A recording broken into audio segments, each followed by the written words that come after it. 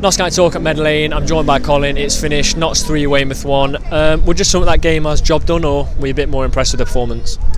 Yeah, I think we managed to apply things that we hope for as fans. You know, it looked a little bit more attacking, looked a little bit more direct. So that was really good. Obviously, I think quite a few fans are going to be coming away with a little bit of concerns about defensive frailties. We shouldn't really be letting a side with a minus goal difference have that many chances at our goal, and it would have given other opposition sort of confidence going forward. So there are still question marks, but we've got that momentum going forward now. We're starting to build those wins, and hopefully we can continue a few more. The start of the game was very, very easy, and we were good, I'll admit.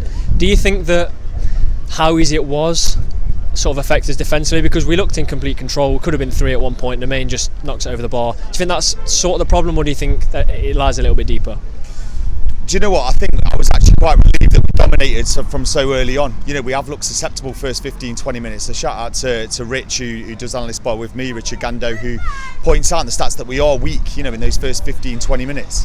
And so for us to dominate and to start getting goals as well in those moments was quite reassuring, because I was worried that, again, we were going to show up those kind of frailties that ended up turning up a little bit later on in the game. So I was pleased to see that we were able to kind of go on the front foot, because that's what fans want. You know, it gets the game going, it gets fans motivated. Going on to a couple of the players then. Graham obviously plays again. I thought he was okay when we played against Kings Lynn. Today I was very impressed. Passing range as well.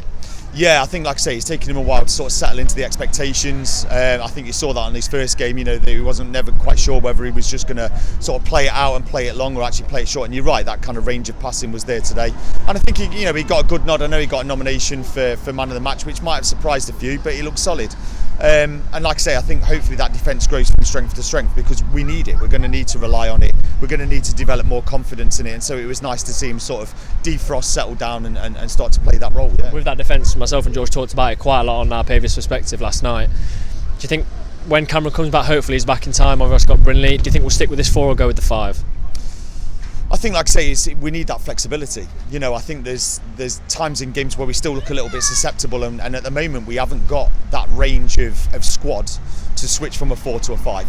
You know, I think Ian Birchall would prefer to have those options to change it around, because again, we saw it again today that they started to get familiar with our shape and started to find spaces within it.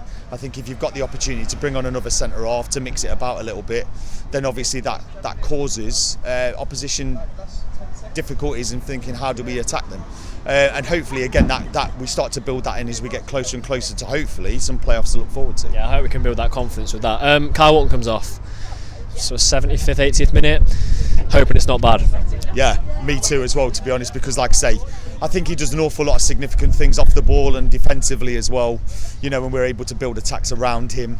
You know, I think if you look back at a lot of the goals, you know, he great goal today as well. Great goal, and one of those sort of determined goals. You want him in the 6-yard box and finishing, because let's face it, there have been periods this season and last season where he does have a little bit of barren spell in front of goals, and that was a finisher's goal. But I think also, you know, you look at our attacking play that sometimes doesn't result in goals, but he plays a key role in turning the ball over and playing those balls off, pre-assist, those sort of things. So, you know, let's hope that we get him back up and match fit as soon as possible. Final question. Obviously the big game for us outside of Meadow Lane was Halifax. They lost 1-0 away at Southend. That puts Notts 7 points behind them with a game in hand, but only 15 to play for the rest of the season. Third still doable in your eyes? It's going to be hard, isn't it? I mean, like I said, we can only win the games that's in front of us. I do think that we're starting to gain squad members back. I mean, we've seen it with Cal Roberts. You know, the fact that he's come back and energised and coming back in team. We've got Eli Sam coming back in now. So we're starting to gain players and squad members. And I think when you start to look at clubs like Halifax, and I mean no disrespect to them, but their squad's stretched to breaking point. Do you know what I mean? And you can see that with the results that it's getting there now. So it is going to be about squad depth. So fingers crossed. We're always hopeful, aren't we? Yeah. We're always hopeful. Colin, thanks for joining me. Cheers.